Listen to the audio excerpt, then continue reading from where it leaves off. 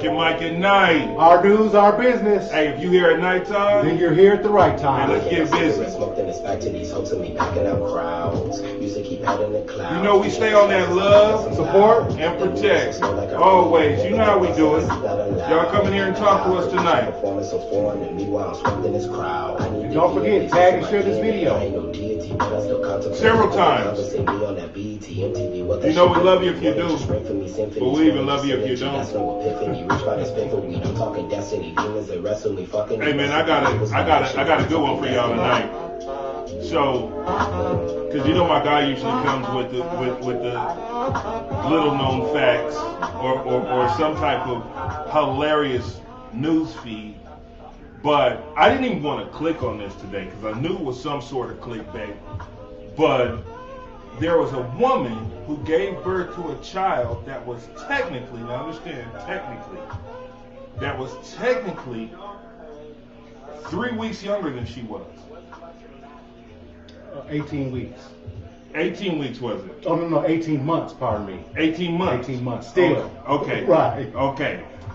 Now, I was wondering, how is that even possible? How could someone do something like that? But from what I understand, the embryo, right, was frozen back in 92. In 92, and she gave birth to this child today, or was it today, or today or yesterday? Today or yesterday. Days. I thought that was pretty deep. This was like the situation on "Don't Drink Your Juice in the Hood" when he was older than his dad. You know what I'm saying? So, I thought that was pretty deep, man. But check this out. We got an excellent show lined up for you guys today. Got my man Eric in the house. Eric is, they say, who is the white man? The white man is actually, in some cases, maybe a little bit more African American than we are, because he has decided to uproot himself and move to Africa, okay, of all places. And Uganda specifically. Uganda specifically, but he has a lot of stuff to share with us today about the opposing cultures, and I wouldn't say necessarily opposing cultures, but they are different. And so we thought that it would be great to have someone who has actually been raised in Denver, Colorado, and moved to Africa. Now we have another guy who's coming up here within the next week. He actually moved from Africa to Denver, Colorado. So we wanted to get those two perspectives, and you know, this is the best that we can do. So we had to bring a white man in here that could share some things like that, because I don't know very many black people that have given up everything in America and moved to Africa. Right. So this is the best we can do. But we do want to welcome him to the show. E, thanks for spending your time with us coming tonight and sharing with us here on Mike and Mike at Night. You know, we're not going to waste no time. We're going to get right into it, but as we always do about this time, let's just take a nice little break.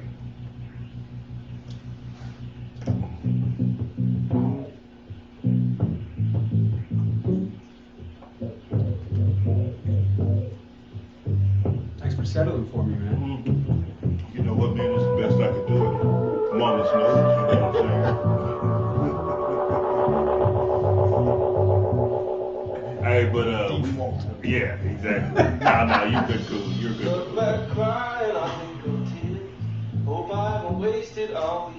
Quincy said he ain't from Africa. He's from Crenshaw Mountain.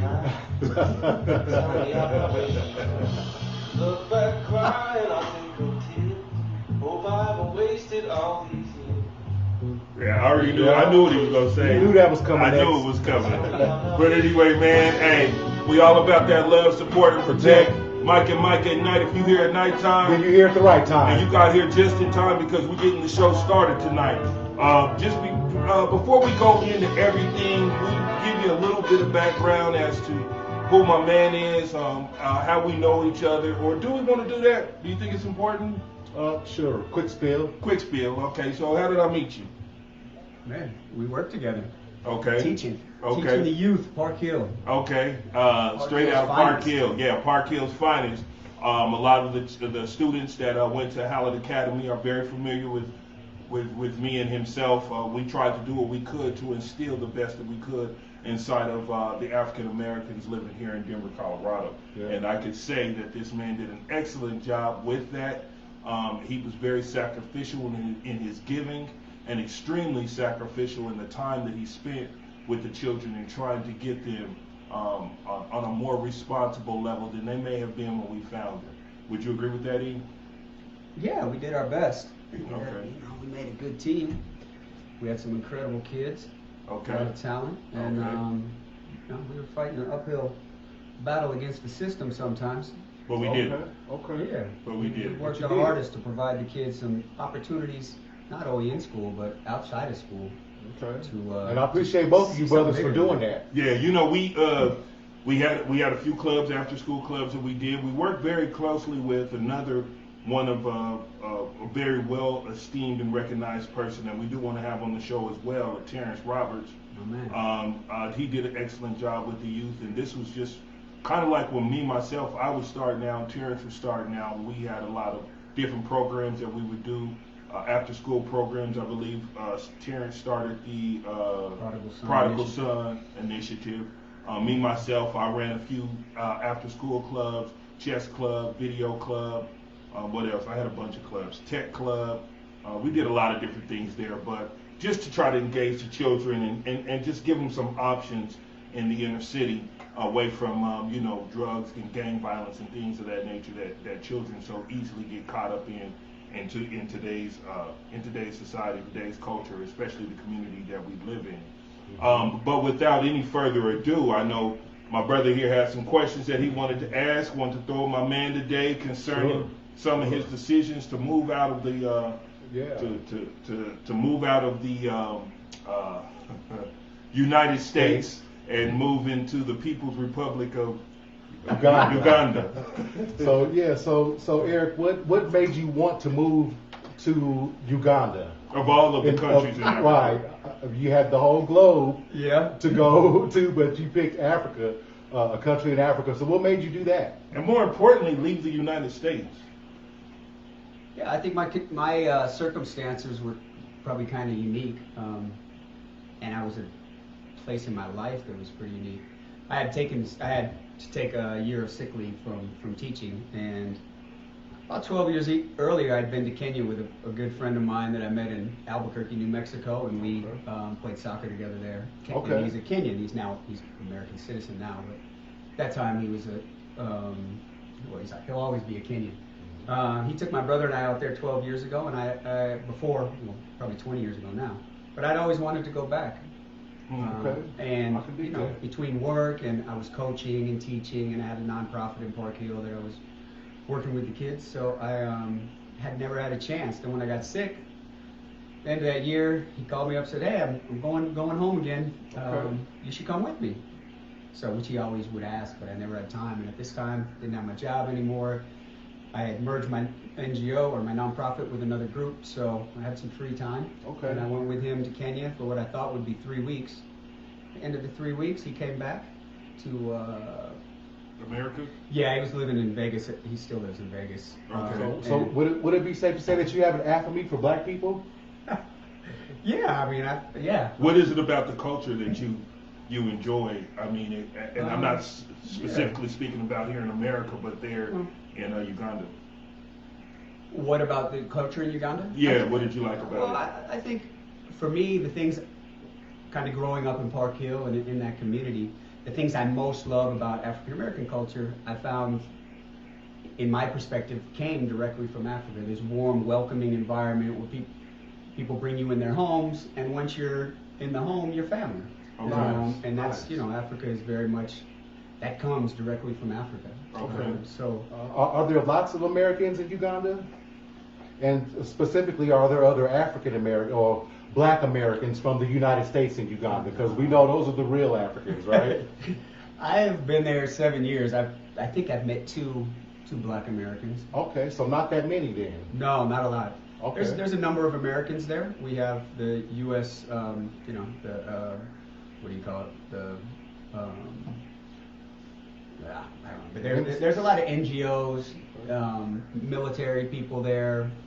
Now, there's a lot of Americans, but that said, I can go most days without seeing an American or a white person for that matter. What would you say was the hardest thing for you to get used to while you were transitioning from our culture to theirs? Biggest culture shock.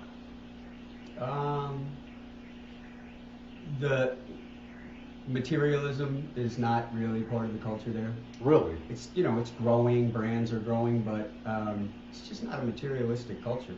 Now you had when we were in the green room, you had spoke together.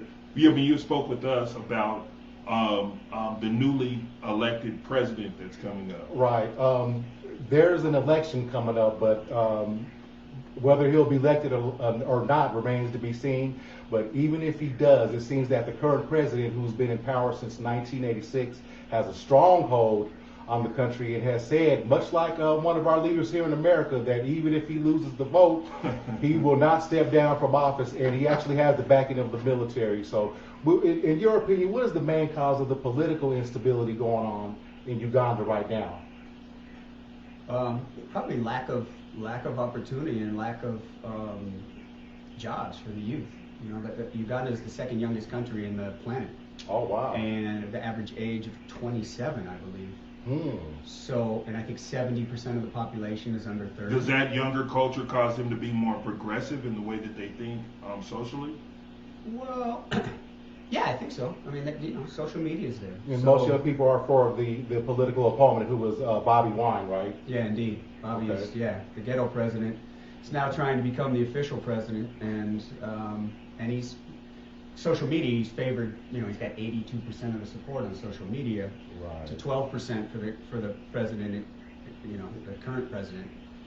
But how that reflects in voting and how much of social media is actually Ugandans versus outside, I don't know. Sure. But I know no matter where in the country I go, he has massive support of the youth.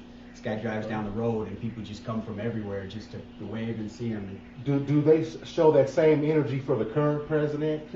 Does he have parades? Like, are they waving flags, national flags? Are they not in solidarity? The average not much person this there. year. He's part of the problem is that the opposition president, this election and the last election, were getting massive followings, and the president and his party, the NRM party, have not gotten the same kind of response from the people, particularly the city people, the urban people. Now, there have been a lot of African Americans, and this was a little bit more popular back in, I would say, the 60s, and even before, but Garvey had that movement in which he was talking about, the African American leaving the United States and going back to our country of origin.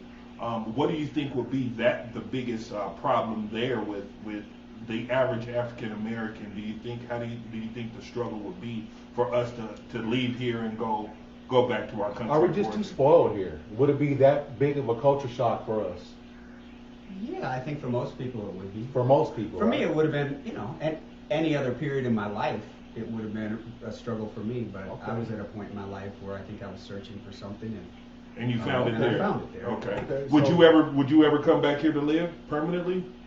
Well, I have a son there now, and I think education-wise, I would consider coming back here for his education opportunities. But I think I would always want to spend at least half of my year. If I could arrange a life where I was here part of the year and there part of the year, that would be, that would. So do you have dual citizenship? No. I hope to one day, but it's a long process to get citizenship there. Sure. Okay, so that kind of leads to this question, which you were saying. Do you ever feel insecure as a white American male in a predominantly black country? And when I say insecure, not with your self-worth or who you are, I mean just, like safety-wise, right. No, I don't. Now, I grew up kind of being the only white guy at nightclubs, and most of the time I was teach in Park Hill. Yeah, but even before that, in high school. So for me, it's not a problem. But I've never felt worried about my safety. I spent at least a month or more in 14 countries before I really. So you've traveled to 14 different countries in Africa. On the continent. Yeah. Wow. For at least a month or more. Okay. Besides Uganda, which countries did you find most intriguing on the continent? Uganda is my favorite, of course. That's why I'm there. But I really, really enjoyed Zambia. Okay. Very similar culture to Uganda. Mm-hmm. And I really liked Ghana. Okay, yeah, Ghana's one of the places I would like to visit in particular. And Ghana's one of the countries that's really welcoming. I think, reaching out to Black Americans to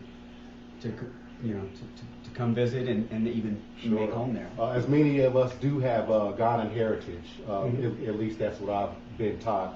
So that kind of leads me to this. So we know that people across the globe, every country in the world has a marginalized population. Who are the marginalized people in Uganda? And is it based on like tribe, religion, rich versus poor? Yeah, I think it's, I think we think of India as a real caste system of country, but I think you find that Uganda, but even other places in Africa, there's sort of a caste system, where, a wealthy kid, a kid from a wealthy family isn't going to marry a village girl. So there's, I mean, but would you not say that kind of happens here in the United States as well? Yeah, definitely. But I think there's a lot more exceptions. Like to I said here. Before, if Jay-Z was working for UPS, I don't know if Beyonce would have been as interested in Well, as it relates to the Indians, and we're talking about the country of India, obviously not Native Americans, we know that Idi Amin around 1972 went in there and expelled a bunch I don't of know the if we know Indians. that, Steve. You know that. They expelled a bunch of the Indians in 1972 under the dictatorship of Idi Amin in Uganda. Yeah. So he shut down, like they had businesses cracking, like they had a whole section where they were just doing entrepreneurial type of stuff, right? And you find that throughout Africa. Yeah, and he went in there and just shut them all down and kicked them out. So some of them have remained and they're actually kind of thriving again, but they're being marginalized by the police, by the security forces, by the military. The Indians have a lot of wealth and they own a lot of land because while Amin pushed them out, part of Museveni's time there has been welcoming those people back in, and they've reclaimed a lot of their land and businesses. Not to say that they didn't lose a lot during that time, but a lot of them are back. Diversity can be a good thing, absolutely. Yeah, but I think tribalism is, in Kenya, you feel it when you're there. In Uganda, you don't feel it as much, but when you look around at the government institutions, you see that the tribe the president comes from really is the top 2 or 3 positions in every government. Can you look at the people and kind of tell what tribe they're from? What are the main tribes and how many? Obviously, there's probably dozens of them. There's like 37. Okay. Yeah. I'm in the center, where Kampala, the capital city, and one of the things I love about Kampala is it's like Denver. It's about 2.5 million people. Okay. So it's that size city where people still look each other in the eye walking down the street. It's not like New York or Lagos, Nigeria, or even in Nairobi, Kenya, where it's where people are not so trusting of each other. But, sure. So that the tribe in the center was called the Buganda Tribe, and the Buganda language is Luganda, and so most people in the country have to learn Luganda because that's where the jobs are and people come that way. But English, Uganda, 2 things that I think speak about Uganda. One is it's rated as the #1 English-speaking country in Africa, and last year it was nominated as the #1 most welcoming city for expatriates in the world. So I had noticed that where it's listed under official languages, it's English and Swahili. Do you speak any of Swahili or any of the native languages? I've learned a lot of Luganda being there. I can't speak it fluently for sure. I can't hold a conversation. Could you just say something for us, Eric? I'd be interested to hear what it sounds like. All right. So in Uganda, the most of the transportation is on motorbikes. So every few seconds, there's motorbikes passing by. You flag them down. You ask them. So you greet someone. You say "Jebaleko Sebo." Nice. So that's like, well, how are you, sir? And he'll respond. Kale Sebo. Now Okay. Well, you spoke the language well enough to muster up at least 1 child, right? That didn't require language. So speaking of that, Eric, so how does your everyday routine in Uganda differ from here in the United States? And I'm gonna say Denver specifically. Like we say, we're not New York City or Lagos or anything like that. So, well, people are so welcoming, East Africa in particular. So Kenya, Kenya and Uganda especially, but Tanzania somehow. But yeah, people are really welcoming. So And when I got there, I didn't really have, I didn't have any responsibility. So I was walking everywhere, which for me was really healthy. It felt good to be walking. And, Nice. and you know, you're greeting people on the road, and obviously you look different, you know. Even you guys would look different, and people would stop you. And Right. They want to Well, know, you know, where you from? Oh, I'm from America. And then they have, you know, a million questions and conversations, and so you're meeting people all the time, which is wonderful. I think when you're with another person, it's not the same. But I was alone, so I was really able to meet a lot of people quickly, and I love that about it. The food is so fresh every 100 meters. Yeah. What It about wasn't, it the wasn't city made. life? It wasn't made 3 months ago. No, there's nothing like that. Yeah, Okay. I mean, most people don't even have, I'd say a majority of people don't have a refrigerator. Not that there aren't refrigerators and there aren't people that have them, but most people don't. And so you're always picking up things on the way home to cook. Okay, And it's okay. fresh, not a lot of GMOs, you know. The tomatoes aren't quite shaped right, and everything's shaped a little different. The colors aren't as beautiful as ours, but the taste is incredible. Wow. Even the chicken and the So is there a That's problem? really interesting. Would there be a problem then with the healthcare system overall? Because why is it that everybody is so young in this country? in Uganda. Yes. Well, I think it's just a cultural thing of, the president was sort of spoke out about, having children, and the country's grown, obviously, due to the population, you can see, but it's grown massively over the last 2 decades, and there's There's No, 42 there's million a people in that small country. Wow. Yeah, You there's a different culture around. We think, shit, man, we think I can't have another kid. This one kid is too expensive as it is. Right. There, people really live in the moment. They live day to day. It's one of the things that, was really good for me when I got there. It was frustrating sometimes because people come on some money, whether it's a paycheck or someone owed them money and pay them, and immediately they just take care of their sister's school fees and something else, and Love, support, live protect many, each other. Yeah. hand money to a friend for rent, and I'm looking at it thinking, but I know you got all these bills, and end of the month you're going to be looking at me saying, hey, can you help me out? But you just gave away all your money. But it's just that planning that we do, that budgeting is not part of the culture there. So when people are having kids, they think differently than we do.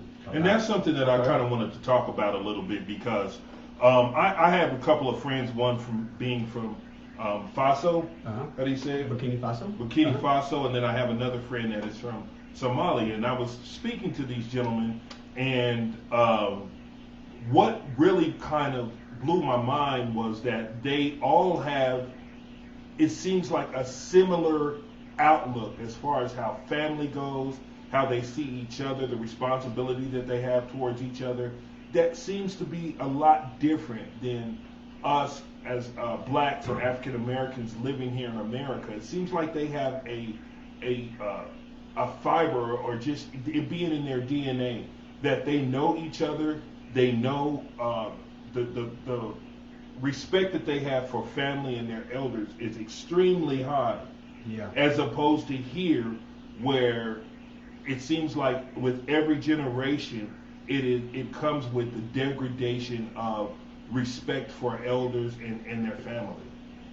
I think traditional culture-wise, it's very different. Yeah, I mean the respect for elders traditionally is really strong there. I remember my first months when I got there, I was in Kenya, not Uganda. But I remember some guys getting into a fight in the street, and an older gentleman, walking on a cane came and stepped in there, and they stopped fighting and like stepped back. And That would almost never happen here in America. So in essence, Black Americans can learn a lot from Ugandan people. Or Africans. I think we all can, not just Black America. Anybody could. I think Right. one of the gifts of traveling is you see that every place you go in the world has some wonderful gifts and things you'd like to make part of you and your culture. They also have things that you go, whoa, I'm not. But that said, the culture is changing. This consumerism, materialistic culture is beginning to go there, and you hear a lot of stories about people that get wealthy, go to the city, and they just forget about their elders in the village. So there's a lot of contradiction in the culture, particularly when it comes to money. Okay. As far as it comes, as far as things American like Jordans and sports teams and KFC and Yeah. hamburgers. Is all that prevalent out there? No. I mean, there's a couple KFCs. Never seen a McDonald's or a burger. I've never Really? seen a burger. They have burger places, but they're local burger places, and they're. But yeah, the fast food thing isn't part of the culture there. Okay. Now, I've never heard- seen a pair of sneakers in a box. Wow. I mean, you rarely. A lot of the shoes that you see are secondhand shoes, secondhand clothing. Not that there aren't new, but China has a pretty tight grip on Africa, and even in the 7 years I've been there, I've watched the American products, be they new or secondhand, really reduced, and now Chinese products are really prevalent there. And they don't get the best of quality. I think China, like everyone, makes different quality of product, but when you're in Africa, you just tend to see the lower end of that quality. Interesting. You have a question? Yeah. So when you say that the Chinese have a hold on the culture, you're speaking about as far as financially, like, or just Controlling the influence? resources, the oil, the gas, the limestone. All this is everything I'm speaking is from my perspective in my time there. Sure. I'm not an authority, but I think I've watched in my 7 years there as China has become more powerful. China has a very different view on, let's say, freedom of speech than we do. I think African leaders in the areas I've been seen that they are much more comfortable now because they have China's support, being more dictatorial, and so yeah, I think it's and limiting free speech, whether it's in the media, whether it's other competing politicians, whatever it is, they're much more. It seems much more comfortable now for them to just shut down a radio or TV personality or whatever because of if they speak out than it was 7 years ago. Well, Ms. Clark, she's actually visited the continent as well, and she said that what she sees is a lot of street food. Yeah, and it's fresh. It's different. It's everything's there. So are the streets? Everything is fresh there. You go buy Okay. chicken, they go get the chicken and Right there on the spot. kill it right huh? there. Yeah, and the meat is always just hanging in the shops there for you to pick from. The fish has just come from the lake. The stuff's not refrigerated, much less filled with preservatives. And what you said You is better cook it quick. Yeah. you live TV not too dinners. you live not too far from from Lake Victoria, correct? Yeah. Kampala is a beautiful city geographically because it's there on the north end of Lake Victoria, and all the fingers of the lake kind of wind into the city. It's called the City of Seven Hills, 7 major hills, but really it's probably 30 hills. It's all these hills. Wow. And as you're walking and climbing, whether you're on a bike or a motorcycle or walking, you get to the top of the hills and you're always looking out in some direction over the lake because it's kind of surrounding all sides of the city. Right. Right. So yeah, it's a really beautiful city. So she's saying due to the fact that there's no refrigeration, that might have something to do with why you see a lot of the street food. That's true? Yeah, and Makes sense. most people don't have an oven or a stove. Okay. A lot of people have. You buy the cylinder for your butane, and then you put a little thing on the top, and you cook on top of that. Okay. So, but to go home, most people cook with charcoal. The charcoal is quite different than ours, but most people cook with charcoal. So, and people work long hours.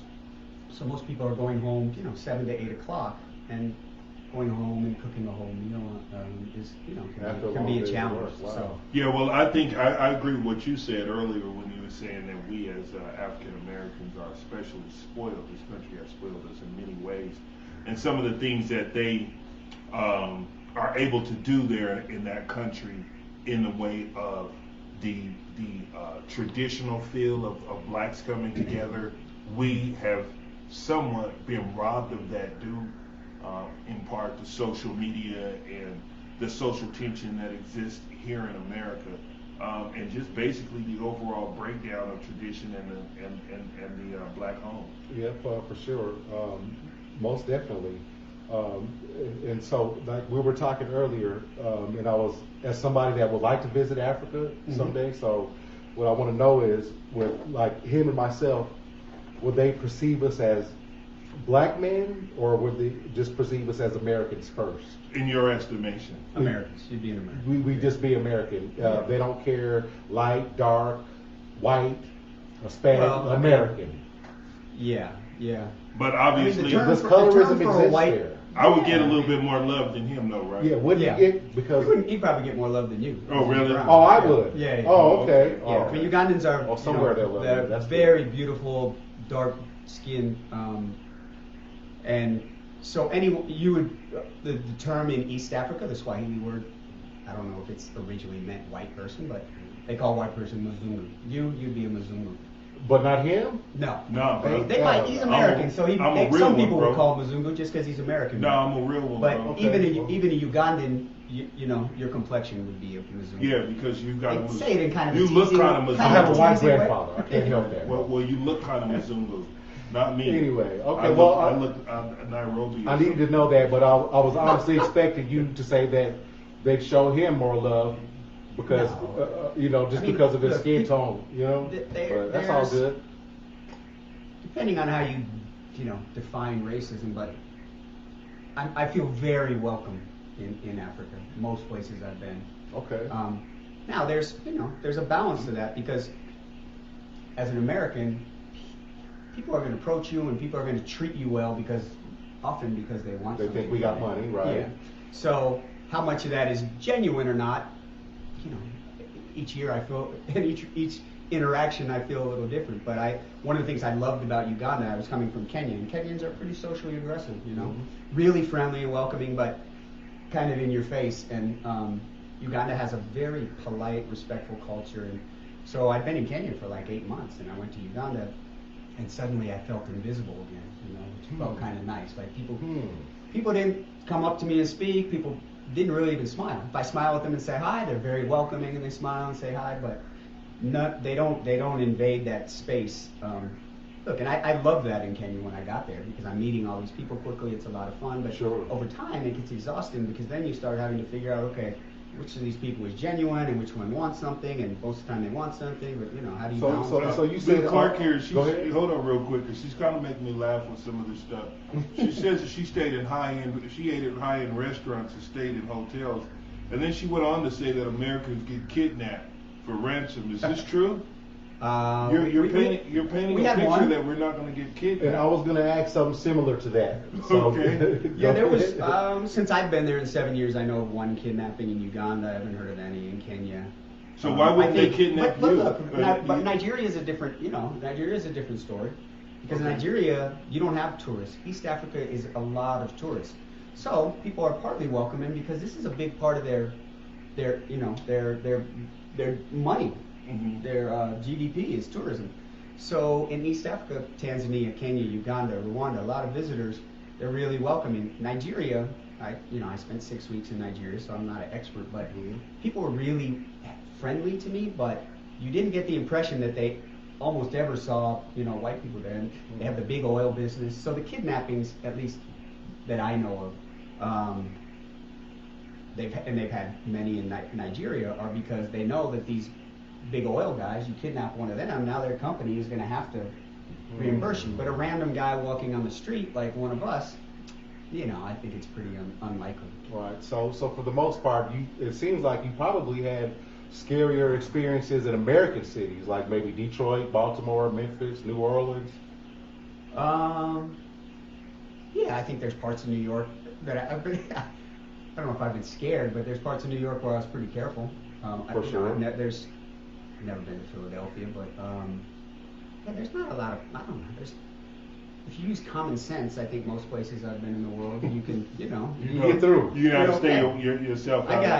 got Keep the jumped in environment, Zambia, right? I got jumped by some street Oh, guys in really? Zambia, but I was stupid, I was out clubbing till like 4 a.m. and walking Okay. home in the area by myself that I shouldn't have been walking. So Yeah, that probably would have happened to you here too. Yeah, that could have happened. Yeah, exactly. On the east side. I got some money out of my pocket. They didn't hurt me. They just, pinned me down and dug through my pockets and then left.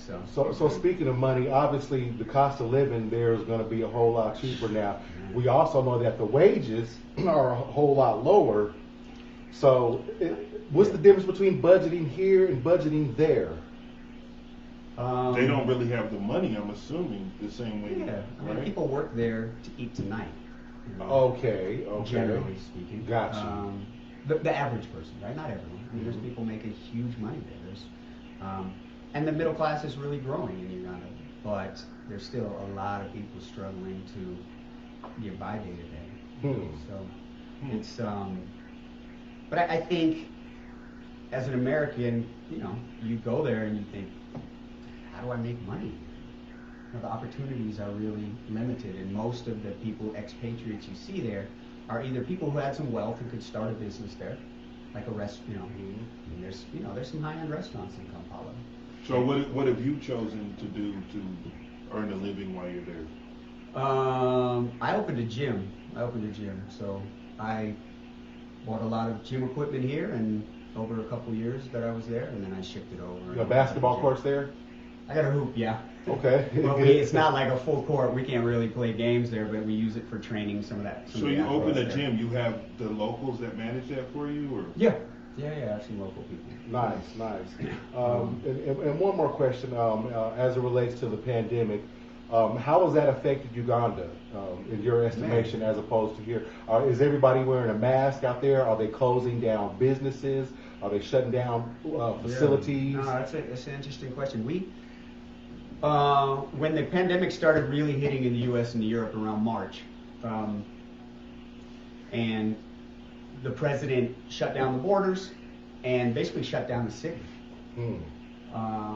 And so, he shut down most of the transportation is either on motorbikes or like 14 passenger vans. So you go to the side of the road, these 14 passenger vans kind of have a route like our buses have, except they're passing like every 2-3 minutes. And you just flag them down and they, you jump in there and it's, but during the beginning of the pandemic, they eliminated these 14 passenger vans. They also didn't allow, they call them border. They didn't allow motorcycles either. Okay. So people couldn't really get around, and most businesses were shut down. We even went through about a month and a half where there were no cars weren't allowed. No one was allowed to move basically. Due to COVID? Well, we kind of had that here for a minute. We had a 7 o'clock curfew. I think partially just to keep from looting. Everyone's wearing a mask, or is it mandated, or is it just suggested? You know what? Like, we went all these months with no cases, then we got one, and slowly creeped up. And people work today to eat tonight. So when you deprive people of their opportunity to eat for 2-3 months, I was really shocked at how well people handled that and how supported each other and got through that without robbing homes and without any violence. It was pretty remarkable. But once the business started to return, they've gone back to life as usual, and nobody's paying attention to it. Not a lot of masks. There was a mask mandate, and there may still be. I've been home for a month now, but you still didn't see most people. And from what I understand, talking to people, there's very few people wearing masks now. So, but the numbers are beginning to really rise. So, and like everywhere in the world, this pandemic has been a political thing. Do you have a bicycle? Yeah, I had a bike. Yeah, It was she great. said And there was bicycle was a big deal. Yeah, You stand out if you had a car out there, particularly an American-made car? Yeah, you don't see American-made cars. First, they drive on the other side of the road. So, so it's right-hand steering. So most of the cars are imports from Japan or UK. Oh, okay. Car's not a big deal. The traffic there is dreadful traffic in the city. But I had a bicycle when there were no cars and no motorbikes. Man, it was great. I'm the only one on the road. Just people with bikes are riding around. All the bikes sold out in the whole city. The bike guys were, they probably thought they were, rock stars because they were, tripling the prices of bikes during that time. Wow. So it was good. The pollution went down, the air was clear. It's probably the same. Yeah, and it was the same here, of course. Well, yeah. This has been very exciting. I actually learned more from a white man about Africa than anybody black ever taught me. Well, I don't know that many of the people in our culture are willing to give up what it is that we have in America to go to Africa. I just don't see that happening. Toyota, yeah. 9 out of every 10 cars is a Toyota. In Uganda. Literally, if you stood on the side of the road and counted Toyota, then you'll see a Benz, Toyota, and, but it's almost all Toyotas out there. A couple Hondas, some Benzes, but Yeah. Smart. Well, hey man, we appreciate you coming out tonight and talking to us, man. This Hey, was man. this You're my was guy. dope. Thanks for having me on. Yeah, this was It's good to be dope. here. I mean, it's when we talked the first time. This is the first thing you said. You said, "Hey man, I got to get on the show." I wanted you here anyway. I would have loved to have both of you here, but we have some scheduling conflicts with the other gentleman that was for. And how do I say that again? Who? My guy. Burkina Faso? Burkina Faso, yes. There you go. I'm having a hard time with that one. Yeah. But anyway, had some scheduling conflicts with him, but I would have loved to have you had both of you all here and just kind of fed off that interaction between the two of you. If we can get that later on, I would love to have that, because I think that for you all to compare what it means to go to the other's country and what it means to live there. I'm sure there are some things that he has experienced being here that he wouldn't see there, and that could really open our eyes to where we live. And maybe there are, who knows, maybe there are some of us that would like to go. Man, it sounds like a gorgeous, beautiful place to me, bro. So I would not count out going to Uganda. Right. Yeah. I really like Las Vegas, but I don't know. I would go to Uganda. I have one of my former student from my first class at Hallett. She's probably 30 now, but she works for United, and she's been out to visit twice. First time she just came to Kampala for about 10 days. We had an incredible time, and this past year, shortly before, I guess, the end of 2019, she came out. I met her in Rwanda. Took buses through Uganda and Rwanda down to Kenya and Tanzania, over to Zanzibar. So, and she loves it. The more she's out there, the more she wants to be out there. And I think anyone would feel the same. I don't know how many people would be comfortable living there. For me, the simplicity of life is what really I loved about it. Walking everywhere, fresh food, easy transportation, getting around, and it's relatively inexpensive. But I think anyone would enjoy just being there. I remember going to Europe the first time. I went to, and I got to Scandinavia, and I walked into a bar, and everyone kind of looked like me, And it was the first time I'd ever had that experience in my life. And I you would ever been to imagine. Cherry Creek or what? Yeah, but, I mean, this was Scandinavia. Yeah, being my outside grandfather of the came United from Norway. States. Right. So Right. it was, it was the same kind of, I mean, white people might all look alike to some, but, that we also have different features and so on. So being in Scandinavia, I was like, whoa, this is weird. So I imagine, as you move in Africa, and it's not just like you go to a nightclub, it's all black people, but everywhere you go. Yeah, sure. Like being around. You just kind of feel at home. Yeah. But that said, I feel at home in Uganda. Well, because these are like black. This is kind of how I feel sometimes when I go down south. These are like black people on steroids. They like bring me closer to myself even more. No doubt. I would appreciate to go there and see that. I'm glad that you were able to come by tonight and share a little bit of your experience with us. I know that I've always wondered, I always tell my buddies and everything, man, I got a guy who lives in Africa, and just your story, and maybe next time when we get that guy in here, if you are so kind, you can come back and do another show with us. But I would love to explore that a little bit, because I was really impressed, and I think that's what drew me to you in the beginning, is because you had a selflessness about giving and sharing and caring with the black community that I didn't see that was prominent amongst white Americans. Because when I see you, and I don't want to go too far into that, but maybe we do a part 2, we can. When I see you, I see someone who could easily take advantage of their white privilege and live very comfortably here in the United States of America.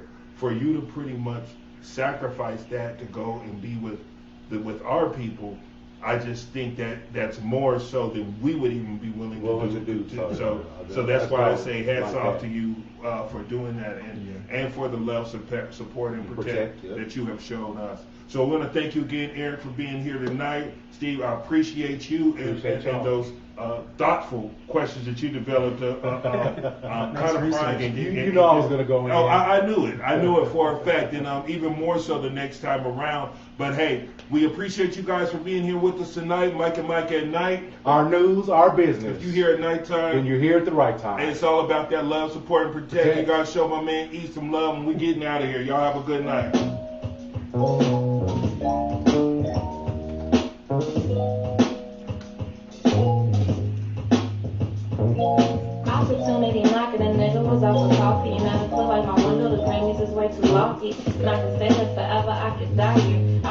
try it. Can I get my 2 sugars, please? Jesus made an album, I'm still waiting in the line for cream. She dreaming technique, colorless, black and white. Opportunity knocking, a nigga just got his nails done. Skeletons in my closet, gonna open the door when Yale comes. They ain't gonna wanna see my silhouette rap. Fuck your cognac.